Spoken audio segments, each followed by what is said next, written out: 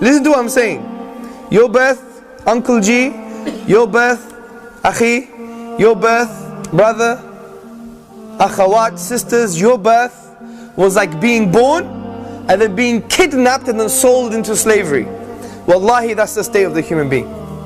That is the state of the human being. Where even the kuffar, the non-Muslim philosophers said that this was a concept called thrownness. You're just thrown into reality with no choice.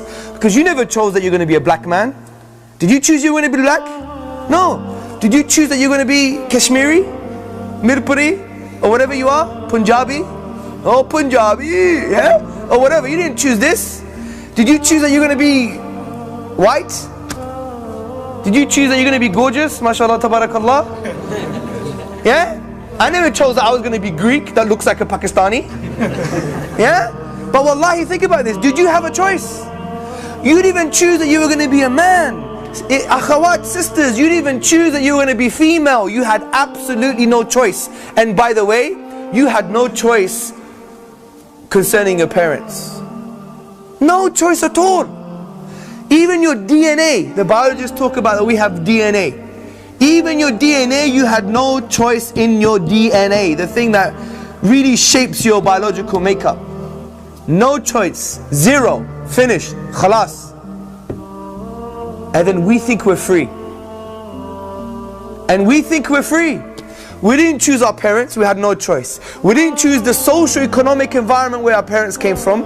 We didn't choose the geography. We didn't choose our lineage. We didn't choose where we came from. We didn't choose our color, our gender, our size, our shape. None of these things. And we think we're free. Which is really ironic that we're living in a society that prides itself over being free. Right? It prides itself over having independent freedom. I can do whatever I want, dress however I want, talk however I want, look however I want, spend my money on whatever I want. That's the thing that makes this society take pride in itself. And yet if you go to somewhere as simple as high school, you'll find a bunch of kids that are dressed almost exactly the same.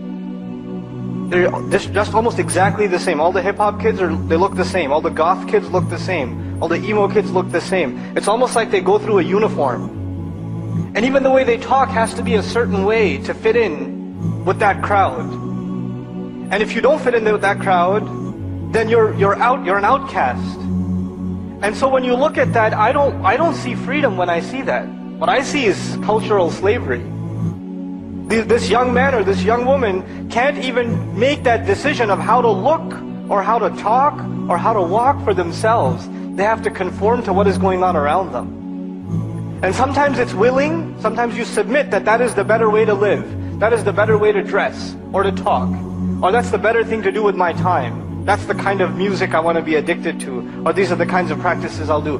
Whatever, that's one conscious decision a person makes, that's the life to live. And sometimes it's even pressured. I've met Muslim teenage kids that have come to me in private, and when you look at them, you're like, man, is this guy in a gang or something?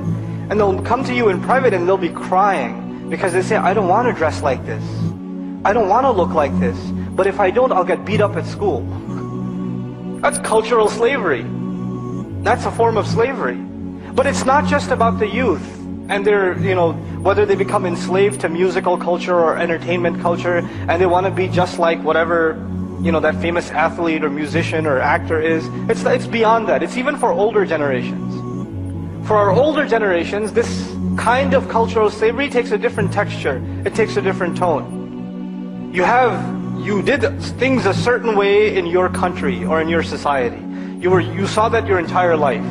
You want to make sure your family and your children will do things exactly the same way. Whether that's good for them or not doesn't matter. This is how we do things. And the reason we have these issues is because we adopt another social norm. So we're enslaved by the social masses, by the influentials in our culture. So look at this, what we've discussed. You didn't choose your parents, you didn't choose your biology, you didn't choose your society that you're enslaved to as well. You didn't choose social biological conditioning, you didn't choose your DNA, you didn't choose your gender, your color, your parenting, your lineage, your society, your nationality.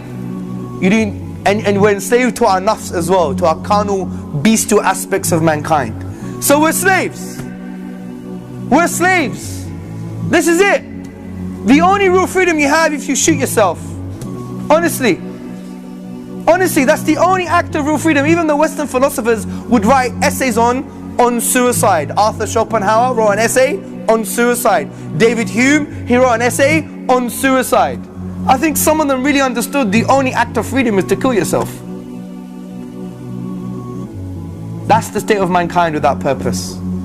Forget the drink and the alcohol and the fun and games they have.